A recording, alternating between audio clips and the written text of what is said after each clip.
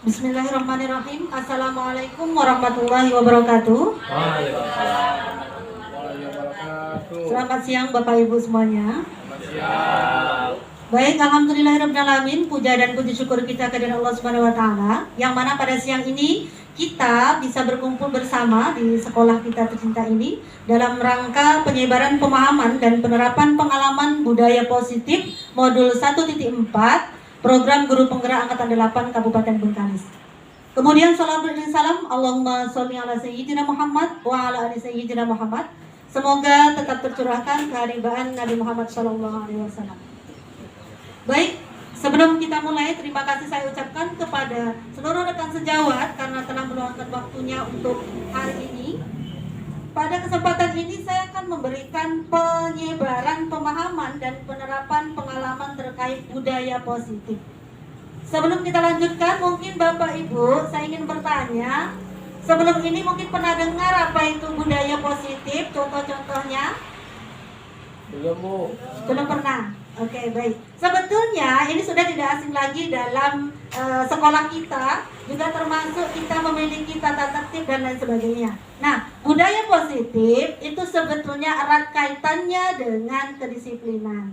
Nanti berisi tentang kalimat-kalimat kebajikan yang memang sekarang ini menjadi tujuan utama sebuah pendidikan, yaitu karakter-karakter, ya, penanaman karakter-karakter tersebut.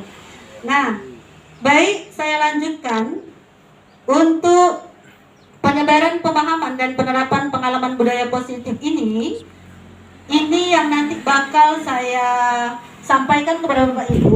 Konsep inti budaya positif itu ada 7. Yang pertama itu adalah perubahan paradigma, kemudian disiplin positif, nilai-nilai kebajikan, motivasi perilaku manusia, posisi kontrol, keyakinan kelas, dan segitiga restitusi.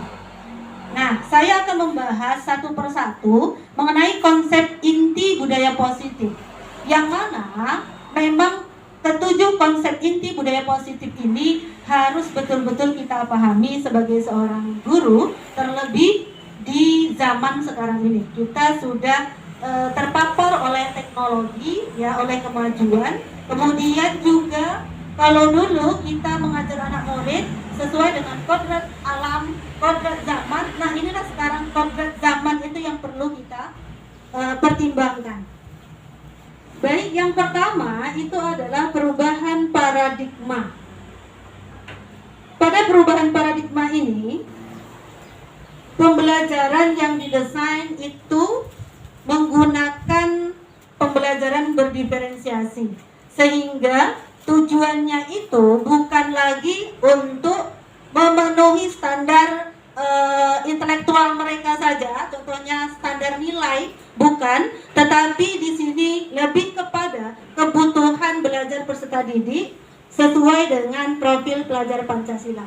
Nanti di sini bahwa peserta didik kita itu dalam belajar kita menanamkan nilai gotong royong di dalamnya. Bagaimana mereka memiliki sikap gotong royong.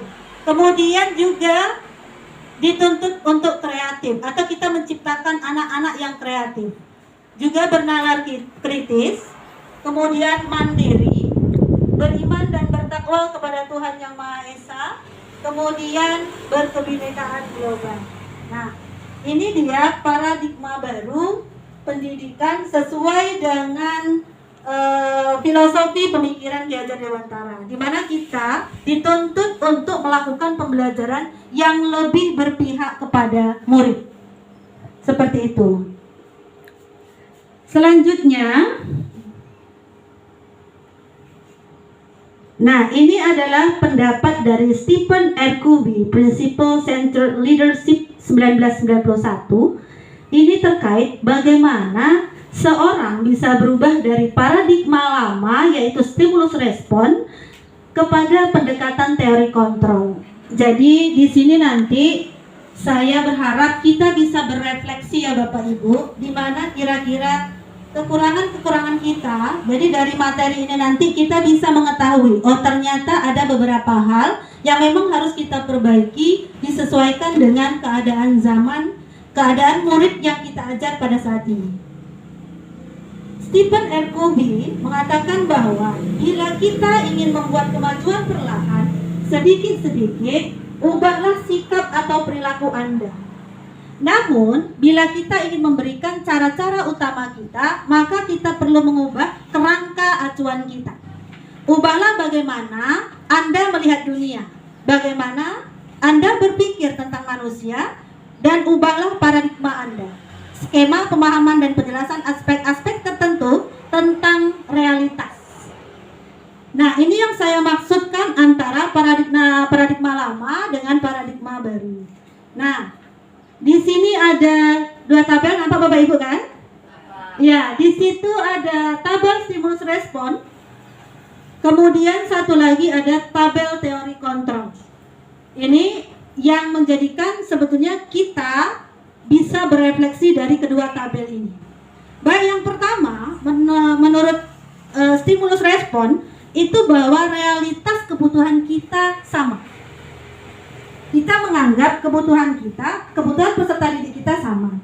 Tapi pada hakikatnya, berdasarkan teori kontrol, realitas kebutuhan kita itu berbeda-beda, Bapak Ibu. Kita tidak bisa menyamakannya karena memang realnya itu kita berbeda. Yang keduanya, semua orang melihat hal yang sama, termasuk anak murid kita. Kita memberikan sesuatu, membawa sesuatu, menurut kita, dengan kita menjelaskan, berarti pemikiran mereka sama dengan kita. Itu stimulus respon. Nah, berdasarkan teori kontrol tidak seperti itu.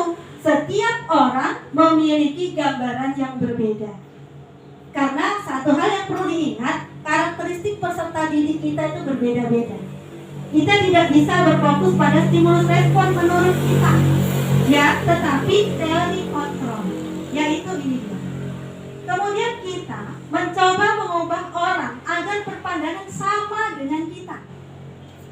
Ya, terhadap murid kita begitu juga. Kita tidak bisa membuat dia itu sama persis dengan yang kita inginkan. Tidak bisa. Berdasarkan teori kontrol, kita harus berusaha memahami pandangan orang lain tentang dunia. Maksudnya tentang itu tadi, terhadap murid itu juga. Kita pahami dulu, kenapa dia seperti ini? Karena cara pandang dia seperti ini, seperti itu. Kemudian perilaku buruk dilihat sebagai suatu kesalahan. Kita kalau berhubungan dengan budaya positif, ada anak yang datang terlambat misalnya, anak datang terlambat, kita sudah menyimpulkan itu sebuah kesalahan, ya kan? Terkadang seperti itu. Nah, berdasarkan teori kontrol, kita harus berpikir semua perilaku memiliki tujuan. Contoh, anak yang datang terlambat tadi, kita tidak bisa menyimpulkan karena dia itu memang lambat bangun dan lain sebagainya. Kita tanya dulu, ternyata jarak tempuh dia jauh, tidak memiliki kendaraan, orang tuanya yang terlambat mengantarkan. Jadi itu tidak monoton kesalahan anak kan. Jadi dari situ dengan kita menelusuri menggunakan teori kontrol lebih berpihak kepada murid. Paham kan Bapak Ibu? Oke. Selanjutnya, kalau kasus lain anak bermain di kelas misalnya, kita menganggap anak itu main aja. Ternyata kalau kita telusuri itu bukan karena anaknya yang salah. Bisa saja strategi pembelajaran kita yang kurang tepat di mereka. Contoh anak yang tipe auditori, dia tidak suka ya dengan yang kita berikan misalnya harus melakukan gerak-gerak atau kinestetik. Begitu juga anak yang tipenya kinestetik, dia tidak mau kalau yang sistemnya itu harus cuma mendengar diam, dia tidak mau. Jadi itu yang perlu kita rubah paradigmanya. Kemudian kita menganggap orang lain bisa mengontrol saya gitu. Sebetulnya tidak. Semuanya itu hanya diri kita yang bisa mengontrol diri kita sendiri. Ya, kita tidak misalnya tentang disiplin positif. Ketika Pak Nanang sudah punya tekad dia untuk datang tepat waktu, tapi di WA lah nanti kepala sekolah tidak ada. Nah, jadi sebetulnya teori kontrol itu yang mengontrol diri kita adalah diri kita sendiri Bapak Ibu. Jadi bukan orang lain. Jadi kalau sudah kita bisa mengontrol diri sendiri, ya udah konsisten. Saya berangkat pagi, mau kepala sekolah ada, mau tidak, ya udah saya datang. Sama dengan penerapan disiplin positif. Mau misalnya nanti ada tantangan, hambatan, ya udah kita jalani terlebih dahulu seperti itu. Jadi yang mengontrol diri kita itu adalah diri kita sendiri. Ya. Kemudian saya saya bisa mengontrol orang lain. Terhadap anak murid juga. Kita tidak bisa memaksakan kehendak kita terhadap anak murid kita, itu tidak bisa juga. Ya, karena kita harus menyadari bahwa mereka juga punya hak untuk memilih. Ya, karena kita tadi berprinsip pada pembelajaran berdiferensiasi tadi. Nah, pada hakikatnya kita tidak bisa mengontrol orang lain. Kemudian pemaksaan ada pada saat bujukan gagal. Artinya apa? Sebuah kedisiplinan itu, kalau sistemnya pemaksaan itu justru bukan patuh taat yang didapatkan, ya, karena motivasi yang keluar itu bukan motivasi intrinsik. Satu, yang jelas takut di marah, kemudian segan, ya kan, takut ditegur, itu. Jadi kalau sebuah disiplin positif dengan kekerasan itu intinya dia biasanya bagaimanapun juga itu identik dengan gagalnya, ya. Berhasil, tetapi terkadang motivasinya itu hanya karena sesaat. Kalau tidak ada yang bagian itu, ya udah dia kembali lagi. Jadi tidak tertanam, tidak dari kesadaran diri sendiri. Kalau kita berkolaborasi itu lebih. Jadi ketika ada yang tidak melaksanakan, nanti kita kolaborasi, muncullah sebuah solusi-solusi yang menjadikan sarana untuk tercapainya sebuah disiplin positif tersebut. Kemudian kalau di stimulus respon itu model berpikirnya ada menang, ada kalah. Jadi yang membuat peraturan itu biasanya yang menang, yang diatur itu biasanya yang kalah. Tapi kalau di teori kontrol tidak, model berpikirnya menang-menang. Jadi kita sama-sama, jadi win-win solution di sini. Jadi itu Bapak Ibu, perubahan paradigma dari stimulus respon ke teori kontrol, yang mana memang berdasarkan teori kontrol inilah lebih berpihak kepada murid. Ya, jadi seperti itu. Selanjutnya, kita masuk di disiplin positif. Tadi di awal sudah saya katakan bahwa disiplin positif ini kan erat kaitannya dengan nilai-nilai kebajikan. Ya, disiplin itu berasal dari kata disiplina, yang artinya belajar. Maksud disiplin di sini adalah disiplin diri, sehingga apa yang dilakukan sesuai dengan keyakinan diri. Jadi Bapak Ibu, maksud disiplin di sini adalah disiplin diri. Kenapa dikatakan disiplin diri? Karena disiplin ini akan muncul dari dalam diri sendiri, itu lebih efektif dan efisien. Tidak ada orang yang bisa mengontrol kita kalau memang dia sudah berasal dari dalam diri kita sendiri.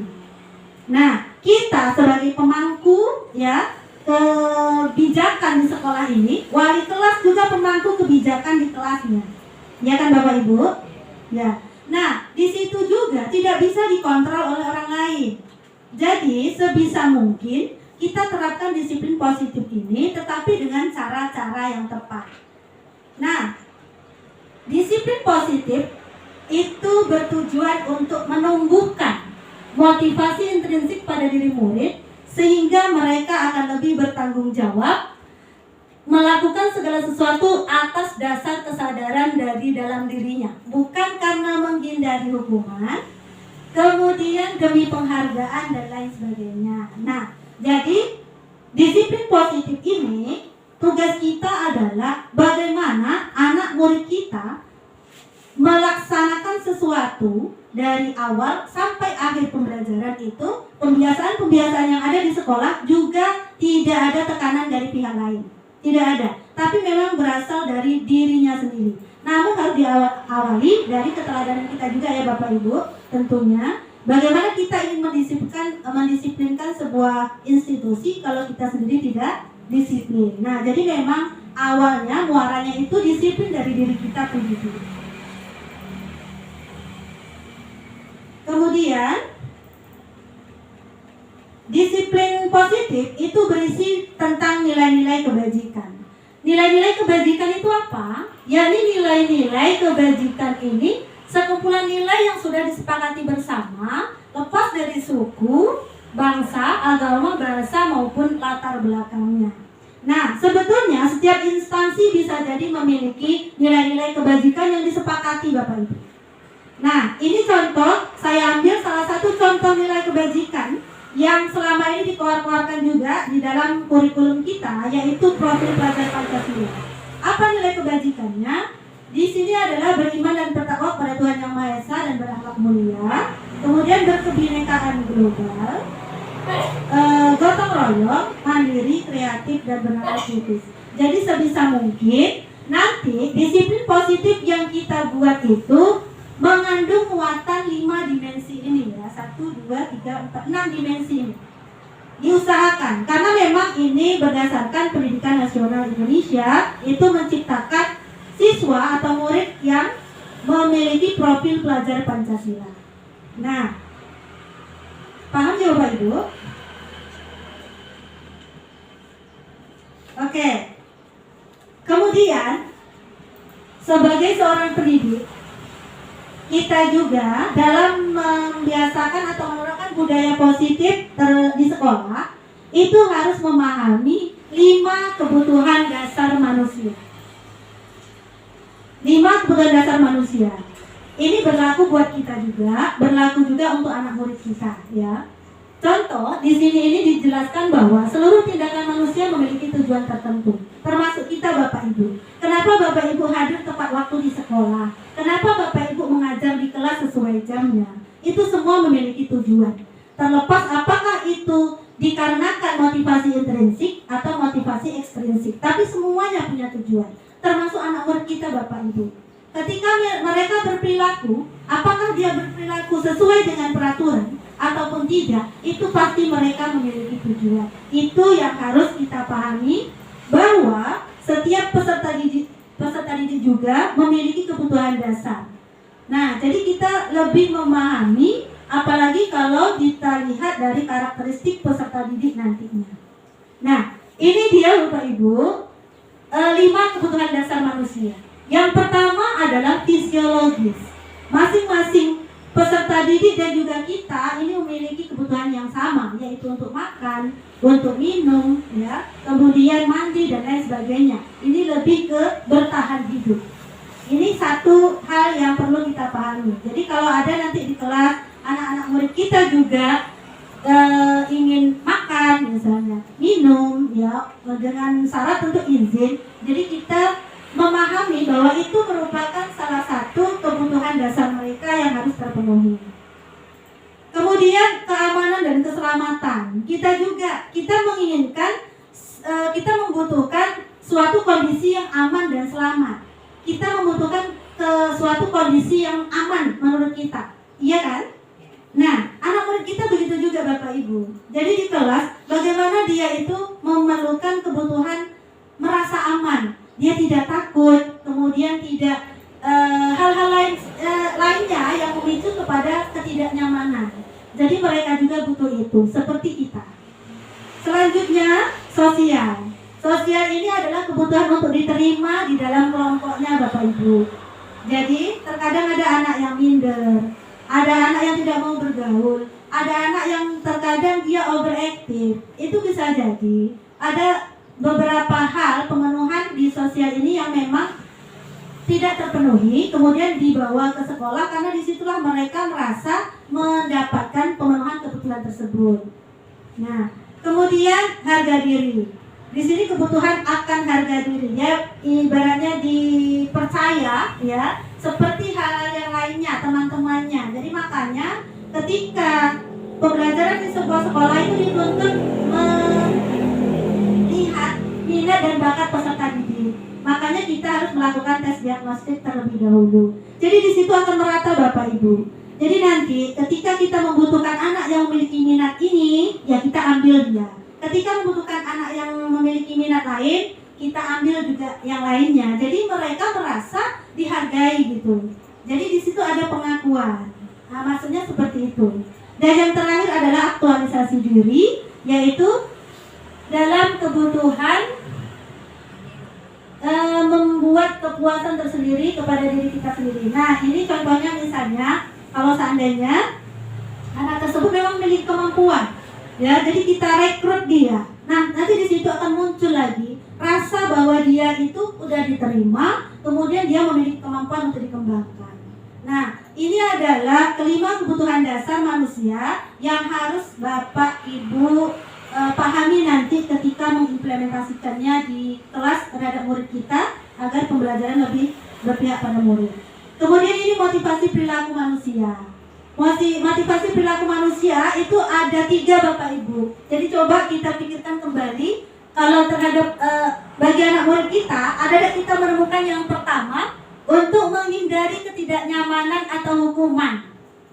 Ada kira-kira Bapak Ibu, anak murid kita yang melakukan sesuatu itu bukan dari motivasi intrinsiknya, bukan motivasi dari dalam, tapi hanya sekadar untuk menghindari ketidaknyamanan atau hukuman. Masih ada ya Bapak Ibu? Masih. Ya itu tidak bisa kita pungkiri ya. Memang masih ada yang seperti itu. Nah ternyata itu adalah tingkat terendah dari motivasi perilaku manusia, bersifat eksternal, bukan dari dalam dirinya. Nah. Kemudian yang keduanya itu adalah hanya untuk mendapatkan imbalan atau penghargaan dari orang lain. Ini sebetulnya satu tingkat Bapak Ibu dari yang motivasi pertama tadi. Tetapi ternyata ini belum berhasil menciptakan motivasi intrinsik dari dalam. Selama ini kita memberikan reward kan kepada anak murid kita, itu kalau yang tipenya masih berupa non-verbal, misalnya berupa cuma tepuk tangan, kemudian jempol, itu mungkin masih tidak begitu candu dia terhadap penghargaan-penghargaan berikutnya. Tapi kalau yang berupa barang Bapak Ibu, ternyata itu yang menurut kita selama ini itu sudah memang itulah yang paling bagus, ternyata dampaknya ada. Anak itu motivasinya sifatnya sementara. Jadi ketika gurunya pada hari ini atau seminggu ini melakukan reward terus, kemudian menggunakan berupa bentuk barang, itu mereka semangat. Tetapi ketika kita tidak memberikan reward berupa barang, itu nanti akan menurun motivasi mereka, karena memang motivasinya itu belum berasal dari dalam diri. Nah, yang terakhir barulah ini motivasi mereka untuk melakukan sesuatu itu memang mereka ingin menghargai dirinya sendiri dan memiliki nilai-nilai yang mereka percaya. Artinya apa? Ini memang motivasinya motivasi dari dalam. Memang dia ingin mematuhi disiplin yang ada di sekolah, itu memang karena dari dalam dirinya. Ya, bukan karena penghargaan, bukan karena takut dihukum dan lain sebagainya, baik itu di kelas. Nah, ini yang memang perlu kita tumbuhkan, motivasi ketiga ini ya Bapak Ibu, yang memang penting sekali kita tanamkan dan kita gali dari sekarang. Karena memang yang pertama, yang kedua, itulah yang terjadi fenomenanya saat ini gitu. Kita menganggap penghargaan itulah yang paling bagus ya, ternyata tetap masih motivasinya masih bersifat eksternal atau dari luar. Ya, insya Allah mudah-mudahan kedepannya kita bisa menciptakan yang motivasi ketiga ya Bapak Ibu. Kemudian hukuman, konsekuensi, dan restitusi. Nah, ini dia yang juga membuka minda saya, pemikiran saya tentang hukuman, konsekuensi, dan restitusi. Kalau hukuman ini dia bersifat searah. Artinya apa? Mendadak satu, kemudian searah. Hukuman ini anak murid tidak tahu. Misalnya ada anak yang tidak memakai pakaian olahraga ketika jam pelajaran olahraga. Nah, kenapa tidak memakai pakaian olahraga? Nggak keliling 100 kali lapangan ini. Anak tidak mengetahui kan seperti itu. Jadi itu berdampak pada anak murid karena bersifat searah, hanya dari guru. Kemudian yang lebih parah lagi sifatnya mendadak. Nah, jadi kalau konsekuensi ini tidak. Konsekuensi itu sudah kita sepakati. Jadi di awal, makanya kita kalau dalam belajar punya kesepakatan kelas ya. Punya itu biasanya kontrak pembelajaran kalau di dalam apa kita. Jadi nanti besok kita akan praktek di lapangan menggunakan pakaian olahraga. Kita musyawarahkan dengan anak. Sudah paham anak semuanya? Sudah Bu, sudah Pak. Nah, konsekuensinya apa? Coba kalau ada yang tidak memakai. Ini Bu, membuang sampah Bu, yang ada di tong sampah dijadikan satu, misalnya seperti itu. Nah, itu konsekuensi. Murid juga sudah mengetahui kan Bapak Ibu? Sudah. Jadi itu sifatnya sudah dua arah. Nah, ketika ada nanti yang tidak menggunakan pakaian olahraga, jadi ketika kenapa tak pakai pakaian olahraga? Begini Bu, atau begini Pak. Nah, kamu ingatkan konsekuensinya? Ingat. Jadi mereka muncul motivasi dalam dirinya. Mereka tidak gondok gitu Bapak Ibu. Jadi memang konsekuensi ini sudah disepakati. Kemudian yang paling tepat lagi, restitusi. Restitusi ini memang kita di SD tidak ada yang namanya BK ya, bimbingan konseling.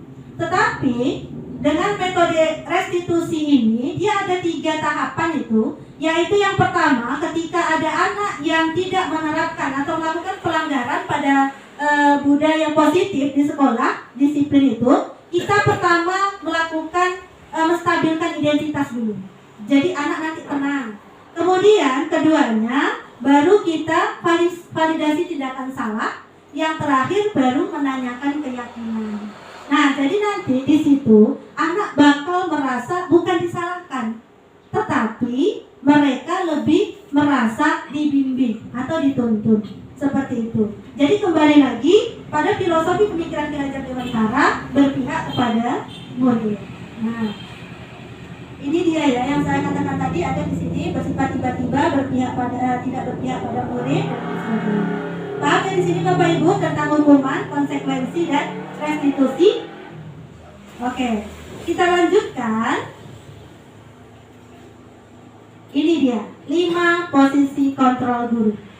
Ini Bapak Ibu, marilah bersama-sama kita berefleksi ya. Nanti kira-kira posisi kontrol kita ini ada pada yang mana? Coba Bapak Ibu, yang pertama posisi kontrolnya adalah penghukum. Keduanya membuat merasa bersalah. Yang ketiganya sebagai teman. Yang keempat pemantau. Dan yang terakhir sebagai manajer.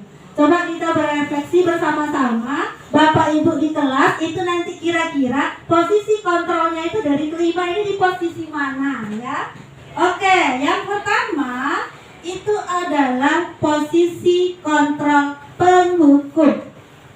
Ini Bapak Ibu, contoh kasusnya itu adalah ketika ada murid tidak melaksanakan piket kelas sesuai jadwal. Kalau penghukum, ya kita sebagai wali kelas atau juga guru bidang studi ya, langsung kita buat, misalnya kenapa tak piket? Ini Bu, bersihkan WC. Ya, misalnya seperti itu. Atau yang lainnya, yang sifatnya mendadak ya, yang sifatnya itu mendadak Bapak Ibu, yang tidak disepakati di kelas sebelumnya. Jadi itu adalah penghukum. Atau misalnya disuruh berdiri di tiang bendera selama 1 jam pelajaran misalnya. Nah, itu posisi kita ternyata sebagai penghukum Bapak Ibu, ya. Di situ, ini posisi pertama. Mungkin Bapak Ibu juga pernah ada di posisi itu ya. Saya juga sudah pernah berada di posisi itu juga. Nah, kita berefleksi di sini. Baik. Kemudian yang keduanya pembuat rasa bersalah. Ini sedikit halus dari penghukum. Dia tidak begitu killer Bapak Ibu, tapi terselubung. Jadi seperti ini, kalau kasusnya murid tidak melaksanakan piket kelas sesuai jadwal, itu gini, sudah berkali-kali Bapak atau Ibu bilang ke kamu, apakah kamu tak kasihan sama Ibu kalau seandainya Bapak kepala sekolah menegur? Nah, ternyata posisi kita juga belum tepat sebetulnya. Kita berada di pembuat rasa bersalah. Yang ada, anak merasa gagal Bapak Ibu. Waduh, aku salah aja, seperti itu ternyata. Padahal menurut kita itu sudah lembut ya di posisi ini dibandingkan dengan penghukum. Nah, ternyata seperti itu. Di posisi pembuat rasa bersalah, tapi setingkat lah lebih daripada penghukum. Nah, jadi ternyata kita tidak, ini kenanya nanti pada mental anak Bapak Ibu. Selanjutnya, posisi kontrol ketiga. Posisi kontrol ketiga itu adalah sebagai teman. Sebagai teman, ayolah patuhilah peraturan kelas. Bantu Ibu kali ini ya nak. Hari ini Ibu maafkan, tapi lain kali jangan diulangi lagi ya. Nah, kita sebagai teman. Tetapi di sini ketika hari itu mungkin iya seperti itu. Tapi di sini motivasi intrinsik itu muncul, tetapi dia mungkin sebatas rasa hormat dengan kita, ya kan seperti itu. Ya, sebagai teman. Selanjutnya sebagai pemantau. Sebagai pemantau, kamu sudah melanggar keyakinan kelas. Kamu sudah tahu kan konsekuensinya. Nanti di jam istirahat kamu bersihkan kelasnya, dan lain kali jangan diulangi lagi ya. Nah, di posisi pemantau ini kita sudah hampir masuk di restitusi Bapak Ibu. Karena kita sudah melibatkan hukuman lagi atau tidak di sini? Tidak ya, lebih ke konsekuensi. Berarti sebelumnya sudah ada kesepakatan kalau tidak melaksanakan piket kelas di jam istirahat, berarti dia harus membersihkan kelasnya. Nah, posisi pemantau ini, seandainya Bapak Ibu ada yang seperti itu, bisa dikembangkan lagi. Mudah-mudahan nanti menjadi ke restitusi yang terakhir yang paling bagus. Nah, seperti itu. Nah, terakhir posisi kontrol kelima itu adalah sebagai manajer. Dan ini adalah posisi kontrol yang paling tepat. Nah, ketika murid tidak melaksanakan piket kelas sesuai jadwal, nah di sini kita langsung tanya aja. Kamu sudah tahu kesalahan kamu? Kira-kira bagaimana kamu memperbaiki kesalahan? Seperti itu. Jadi melatih anak lebih bertanggung jawab dan juga menemukan solusi akan permasalahannya. Kalau tadi sudah disepakati bahwa yang tidak melaksanakan piket itu harus membersihkan kelas. Nah, ketika kita menangani kasus seperti ini dengan metode manajer, pendekatan manajer ini, itu anak akan lebih terdampingi. Kita mengingatkan kembali. Nah, kamu sudah tahu kan kesalahannya? Jadi dia sadar. Oh sudah Bu. Jadi bagaimana kira-kira solusinya? Ini aja lah Bu, nanti di jam istirahat saya bersihkan ya Bu. Itu tuh kita dikte apa dari anak sendiri? Dari anak. Jadi memang motivasi intrinsik itu yang muncul. Itulah yang diharapkan Bapak Ibu. Jadi dari kelima posisi kontrol, saya yakin mungkin dari 1 sampai 4 sudah kita jalani. Tetapi yang di posisi kelima, marilah sama-sama kita belajar. Ya mungkin inilah yang memang harus kita mulai dari sekarang, yang sangat relevan dengan kurikulum yang sekarang kita jalani. Paham ya Bapak Ibu posisi kontrol ini? Ya. Selanjutnya, ini keyakinan kelas. Nah ini Bapak Ibu sangat penting sekali saya sampaikan tentang keyakinan kelas, bahwa pembentukan keyakinan kelas ini dia bersifat abstrak. Ya, bersifat abstrak. Kemudian berupa pernyataan-pernyataan universal. Dia nanti Bapak Ibu kita membuatnya itu di dalam kelas bersama murid dan juga guru. Jadi kita bukan membuat peraturan yang mereka tidak tahu, tetapi kita tanya, kalian mau seperti apa kelas kita ini? Walaupun nanti kalimatnya negatif, tetapi kita rumuskan menjadi sebuah kalimat positif. Usahakan keyakinan kelas ini jangan terlalu banyak, tapi yang tercover di kelas itu dan yang mudah diingat. Wali kelas harus senantiasa mengingatkan supaya muncul budaya positif di dalam kelas tersebut. Nah ini ya Bapak Ibu. Kemudian jangan lupa untuk ditinjau ulang ya keyakinan kelas dari waktu ke waktu. Ini keyakinan kelas. Ini contohnya. Jadi di dalam keyakinan kelas itu tidak ada lagi kalimat negatifnya. Semuanya dalam bentuk kalimat positif. Contoh, ketika anak membuat keyakinan kelas di sini, dibuatnya misalnya tidak boleh mencontek. Tidak boleh, itu negatif kan Bapak Ibu? Biarkan, mereka menulis itu biarkan. Tetapi nanti kita revisi ulang. Nah, kita jelaskan bahwa di dalam keyakinan kelas ini tidak ada kalimat yang negatif. Nah, jadi kita simpulkan sama-sama menjadi bertanggung jawab mengerjakan tugas piket misalnya, bersikap jujur, bersikap tenang saat pelajaran berlangsung. Jadi yang jangan tidak itu tidak ada lagi. Paham Bapak Ibu ya? Ya. Selanjutnya,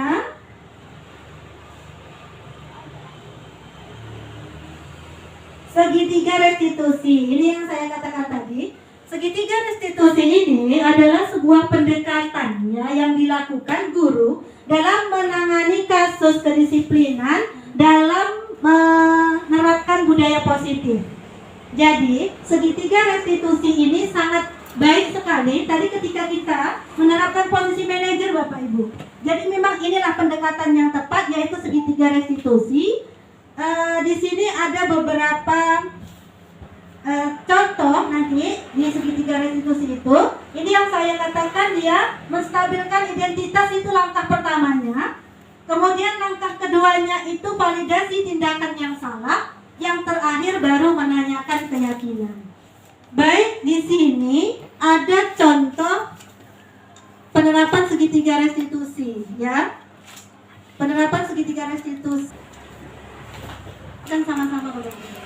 Nah, kamu tahu kan kenapa kamu begini? Nah, tadi kenapa kamu disebut sama Bintang? Tadi Bintang tak mau tiket bu, pas saya suruh dia tiket dia malah ke saya bu. Oh begitu. Pasti kamu kesal sekali kan sama Bintang. Ibu pun kalau ada yang memperlakukan ibu seperti itu, ibu juga kesal. Nah, jadi tadi apa yang kamu? Ketika kita mengatakan bahwa ibu pun, kalau seandainya ada yang melakukan seperti itu ke ibu pun pasti kesal. Itu adalah validasi tindakan menstabilkan identitas. Jadi kita tidak menganggap oh anak ini salah, saya ini salah, tidak. Jadi memang itu adalah lahiriahnya ya, memang seperti itu kan. Ketika Bintang marah-marah sama kamu. Saya balas bu, saya gantian marah sama Bintang bu. Oh begitu. Pasti kamu melakukan seperti itu ada alasannya kan? Iya bu, tadi saya harus ikut bu. Saya kan ketua kelas, jadi saya harus menjalankan tugas saya bu. Oh ya masalah, tujuan kamu melakukan itu untuk melakukan kewajibanmu sebagai ketua.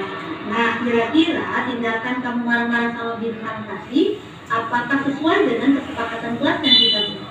Tidak bu. Oke, jadi kira-kira prinsip atau keyakinan apa yang kurang sesuai dengan prinsip? Prinsip harus menghargai orang lain bu. Cuma tadi itu saya sangat emosi bu, sehingga saya lupa akan hal itu bu. Kamu yakin apa tidak kalau menghargai orang lain itu penting buat kamu? Penting bu. Oh, setuju. Jadi kita harus menghargai orang lain. Nah, ingat ada satu kesepakatan yang harus kita ingat meskipun kita belum katakan.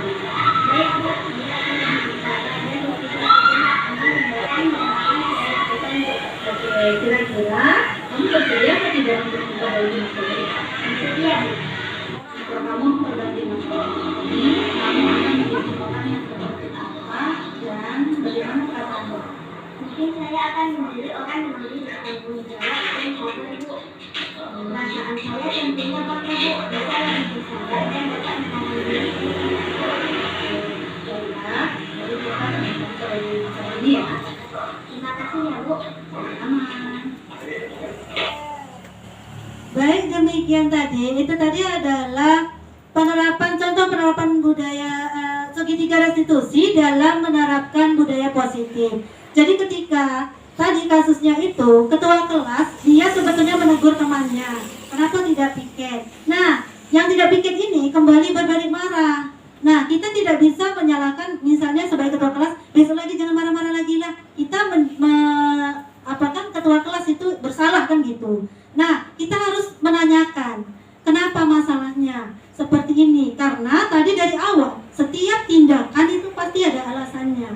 Nah, dari situ dari praktek segitiga restitusi insya Allah bisa ya Bapak Ibu kita laksanakan. Jadi terakhir, bagaimana nanti kalau keyakinan kelas kita seperti ini, dia akan mengingat bahwa oh iya di dalam kelas harus saling menghargai seperti itu. Nah, jadi itu muncul motivasi intrinsiknya. Jadi bukan dikarenakan dia takut atau bagaimana. Nah, jadi yang pertama tadi Bapak Ibu kita sudah membahas perubahan paradigma dari paradigma lama ke paradigma baru. Kemudian disiplin positif, ini tanggung jawab kita sebagai pelaku kepentingan yang ada di sekolah ini, baik wali kelas ataupun juga guru bidang studi. Kemudian disiplin positif itu berisi tentang nilai-nilai kebajikan Bapak Ibu. Jadi misalnya tentang saling menghormati, saling menghargai, ya kan, cinta damai, itulah nilai-nilai kebajikan. Jadi nanti disiplin positif yang kita buat itu harus berisi tentang nilai-nilai kebajikan. Yang supaya mudah itu kita akan membuatnya berdasarkan dimensi yang ada di profil pelajar Pancasila. Nah, kemudian dalam penerapan disiplin positif ini tadi tidak lepas dari motivasi perilaku anak murid kita dan juga kita. Nah, kita upayakan motivasinya itu adalah motivasi ketiga, yang bukan cuma karena takut hukuman, bukan karena penghargaan atau iming-iming lainnya, tetapi memang muncul dari dalam diri pribadi kita ataupun murid kita. Kemudian kita sebagai guru terutama ini, marilah bersama-sama kita terapkan posisi kontrol ini yang sesuai. Memang tidak semuanya kita itu harus menggunakan posisi manajer misalnya. Kita lihat kasusnya. Kalau kasusnya bisa kita tangani dengan pemantau, ya kita posisikan sebagai pemantau. Tapi yang harus kita minimalisir paling tidak posisi kontrol pertama tadi Bapak Ibu, yaitu sebagai Hukum. penghukum, ya, yang itu mungkin bisa kita mulai kurangi dari sekarang. Kemudian bagaimana disiplin positif ini bisa terwujud? Itu kita wali kelas bersama murid diupayakan untuk membuat keyakinan kelas. Artinya ini nanti mengikat anak murid kita dalam bentuk konsekuensi, bukan hukuman lagi. Jadi dari situ seiring berjalannya waktu, mudah-mudahan mereka sadar akan kesalahan-kesalahan yang mereka lakukan. Nah, kemudian jika ada pelanggaran-pelanggaran tentang disiplin positif ini, marilah sama-sama kita terapkan segitiga restitusi yang menurut teorinya ini memang lebih berpihak kepada murid. Jadi kita juga berusaha, jangan kita aja yang kepengen didengar mereka, tetapi kita juga harus mendengarkan kebutuhan mereka, ya. Lanjut Bapak Ibu.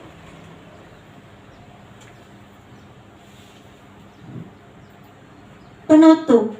Nah, dalam menerapkan budaya positif itu tentunya tidak lepas dari peran kita sebagai guru. Yang jelas, kita harus memberikan keteladanan apapun itu.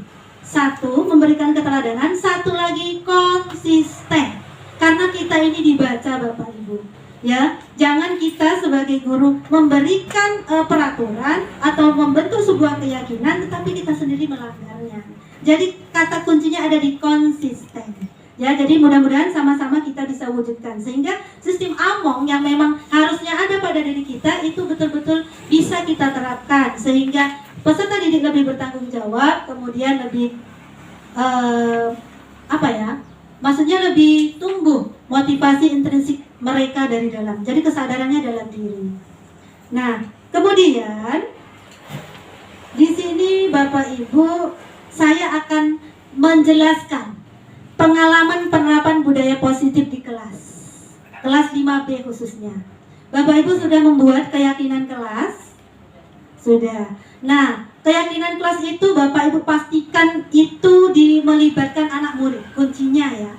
Jadi, kita meminta mereka itu memikirkan apa saja peraturan yang ada di kelas. Nah, yang penting peraturan itu jangan dari kita.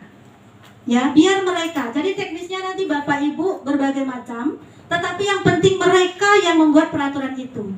Nah, masalah nanti mereka menggunakan kalimat negatif itu tidak apa-apa. Biar saja.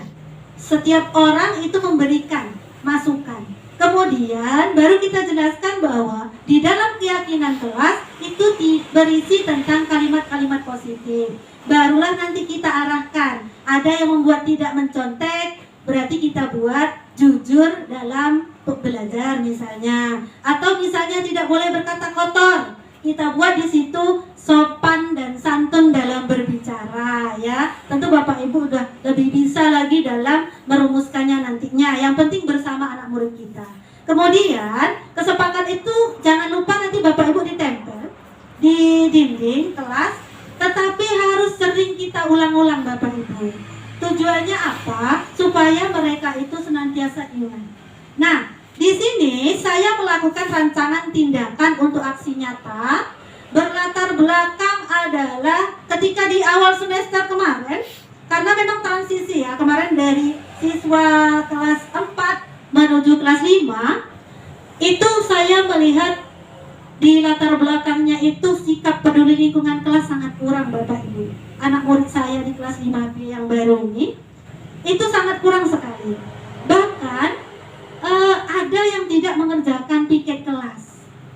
Ada satu kejadian yang memang di situ itu nampak betul bahwa kesadaran itu belum ada. Pada suatu hari temannya ada yang botolnya jatuh, pecah. Air itu sudah mengalir kemana-mana. Nah, ketika yang temannya sibuk membetulkan botolnya, yang lainnya tidak ada yang mengambilkan pel atau apapun. Karena menganggap, oh itu tuh airnya Satria. Itu yang menurut saya memang perlu dilakukan sebuah keyakinan kelas untuk menertibkan kelas. Tidak ada Bapak Ibu yang mengambilkan pel satupun. Kemudian pagi saya datang ke sekolah, masih yang piket entah kemana, sampah berserakan, di depan mata pun sampah, ada yang di bawah keluar dari tong sampah, selagi bukan sampahnya itu tidak akan diambil. Itu saya lihat sendiri. Kemudian harus diperintah-perintah seperti itu. Nah, itu yang melatar belakangi saya melakukan penelitian tentang sadaran kedisiplinan ini. Jadi saya rancang menjadi sebuah aksi nyata. Nah, tujuannya tentu di situ adalah supaya muncul kesadaran dalam diri mereka, supaya melakukan piket dan peduli lingkungan kelas. Nah, kalau ukurnya tentu terwujud motivasi intrinsik dalam diri anak murid saya Bapak Ibu. Karena kita bukan dalam waktu yang singkat di dalam kelas, bisa dikatakan 1 semester, ya kan seperti itu. Nah, kemudian juga murid terbiasa membuang sampah dan juga murid melaksanakan piket kelas sesuai jadwal piket. Nah, di sini lini masanya tentu saya berkoordinasi dulu dengan kepala sekolah terkait keyakinan kelas yang bakal saya buat. Kemudian saya keduanya memfasilitasi peserta didik saya dalam membuat keyakinan kelas. Itu ada di kelas, kemudian sarananya juga saya siapkan, kemudian melaksanakan keyakinan kelas ini secara konsisten, ya berusaha. Nah, ada pun dukungan yang saya butuhkan tentunya dari kepala sekolah. Kemudian Bapak Ibu semuanya, rekan sejawat, juga saya membutuhkan dukungan. Kemudian juga dari non-tendik ya, non-tendik juga saya sangat membutuhkan dukungannya. Yang terakhir tentu dari murid itu sendiri. Nah, baik, di sini saya akan paparkan ini Bapak Ibu, perubahannya ini real ya kenyataannya. Sebelum dibentuk keyakinan kelas, ada ini berserak di depan dibiarkan, sampah berserak, ini penuh juga tidak ada yang membuang satupun. Bahkan di dalam kelas saya masuk baru mau disapu. Ini real ya Bapak Ibu, memang sebelum saya bentuk keyakinan kelas.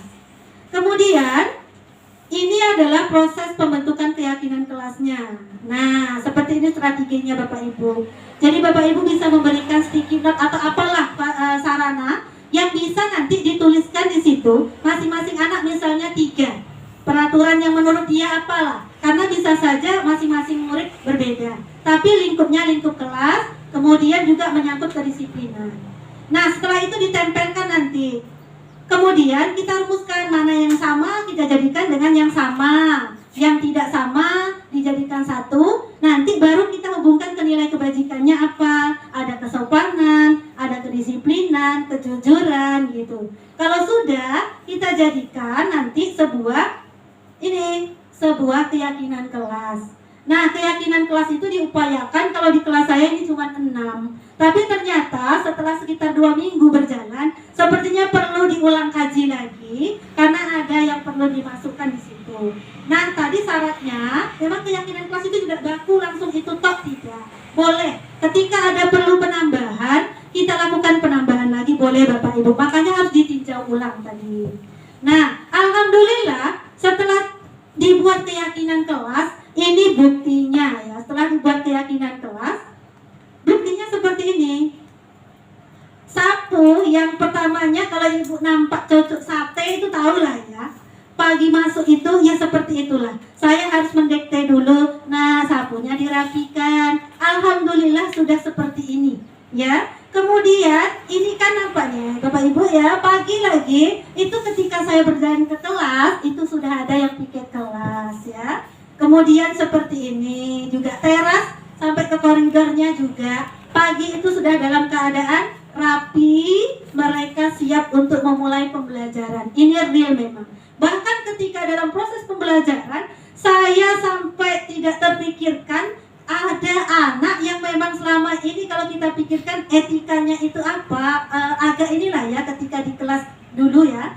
Ternyata dia bisa bilang, saling menghargai loh, ingat keyakinan kelas kita. Jadi kan luar biasa ya Bapak Ibu. Memang di situ itulah yang mengikat. Jadi itu bukan sebuah hukuman bagi mereka, tapi muncul motivasi intrinsik dalam diri mereka. Jadi tidak ada paksaan. Ini real ya kenyataannya, dan alhamdulillah untuk saat ini sudah beberapa hari ini sudah mulai berjalan. Sepertinya mereka sudah menyadari bahwa itu adalah sebuah keyakinan kelas yang bukan sebuah paksaan. Ya, bukan sebuah paksaan. Nah, jadi Bapak Ibu, itu tadi pemaparan materi modul 1.4 tentang budaya positif dari Bapak Ibu. Menurut saya ini memang sangat penting kita terapkan, meskipun tidak instan ya. Saya berharap nanti bertahap. Bapak Ibu mungkin yang nanti ada yang perlu mau ditanyakan ya, kita bisa berkolaborasi, kita bisa sharing tentang pembentukan dan juga penerapan budaya positif ini. Jadi mungkin hanya ini yang bisa saya sampaikan. Namun di sini saya minta umpan balik dari satu orang, mungkin dari paparan terkait materi ini. Saya persilakan paparan tentang kebermanfaatan materi ini buat Bapak Ibu sekalian. Oke Bapak Ibu? Nah, Mbak. Iya. Oke. Dipersilakan Pak Nana. Assalamualaikum warahmatullahi wabarakatuh. Kebermanfaatan materi ini ya Pak. Assalamualaikum warahmatullahi wabarakatuh. Waalaikumsalam warahmatullahi wabarakatuh. Di sini saya pribadi dan juga teman-teman mungkin mengucapkan terima kasih banyak kepada Ibu Siti Maimunah telah menyampaikan tentang penyebaran pemahaman dan penerapan pengalaman budaya positif. Memang di sini selama ini saya pribadi selaku guru PJOK seringkali sebagai penghukum, seperti yang dimensi yang sampaikan Ibu tadi ya, teori kontrolnya sebagai penghukum, karena terdapat beberapa kali peserta didik itu yang tidak menggunakan pakaian olahraga. Saya langsung menghukum anak itu untuk mengambil 10 sampah dan beberapa hukuman lainnya. Ternyata setelah diberikan edukasi atau pemahaman terkait posisi kontrol tadi, saya sedikit banyak mulai memahami bahwasanya tindakan yang saya lakukan selama ini itu ternyata kurang benar, dan untuk kedepannya bisa kita minimalisir sehingga tidak terjadi lagi kesalahan-kesalahan yang seperti mana kita laksanakan yang sebelum-sebelumnya. Sekali lagi terima kasih, itu sebagai umpan balik dari saya. Terima kasih. Saya akhiri, wabillahi taufiq wal hidayah. Assalamualaikum warahmatullahi wabarakatuh. Baik, terima kasih atas umpan baliknya Pak Nanang ya. Sama-sama ya, kita di sini saya tidak mencari kesalahan siapa benar siapa salah, tidak, tetapi marilah bersama-sama kita berefleksi. Mudah-mudahan materi budaya positif ini bisa kita terapkan nanti bersama-sama, kita saling berkolaborasi. Saya yakin dengan kolaborasi itu akan memunculkan sebuah inovasi-inovasi. Bersedia kan Bapak Ibu? Ya. Oke, terima kasih atas kerjasamanya. Mungkin hanya ini yang bisa saya sampaikan ya. Satu hal sebelum saya tutup, satu hal yang perlu kita tanamkan itu adalah motivasi diri ya Bapak Ibu. Jangan nanti kita melakukan sesuatu itu karena sesuatu hal lain. Kita sadari kita ini pendidik Bapak Ibu ya. Kita dengan kesejahteraan yang ada itu sudah tidak menjadi alasan lagi untuk kita tidak melakukan sesuatu yang positif. Namun satu hal, apapun itu yang kita mulai itu pasti ada tantangannya. Tapi jangan jadikan tantangan itu sebagai alasan untuk kita keluar dari zona nyaman. Ya, karena memang seiring berjalannya waktu Bapak Ibu, zaman ini yang tidak bisa kita pungkiri. Peserta didik kita juga sudah berubah. Jadi mau tidak mau memang kita harus mengikuti alurnya sesuai yang diselaraskan juga oleh filosofi pemikiran Ki Hajar Dewantara. Baik Bapak Ibu, semoga kita senantiasa diberikan kemudahan dalam menjalankan visi tentang penerapan budaya positif ini. Mudah-mudahan dengan kelemah lembutan tentunya dengan tidak menerapkan hukuman, tetapi kita konsisten, itu menjadi salah satu sarana bagi kita untuk dapat menciptakan budaya positif kita di sekolah. Baik, mungkin aja ini yang bisa saya sampaikan. Terima kasih atas perhatiannya dari Bapak Ibu sekalian. Terima kasih atas waktunya. Saya akhiri dengan ucapan wabillahi taufiq wal hidayah. Wassalamualaikum warahmatullahi wabarakatuh. Waalaikumsalam.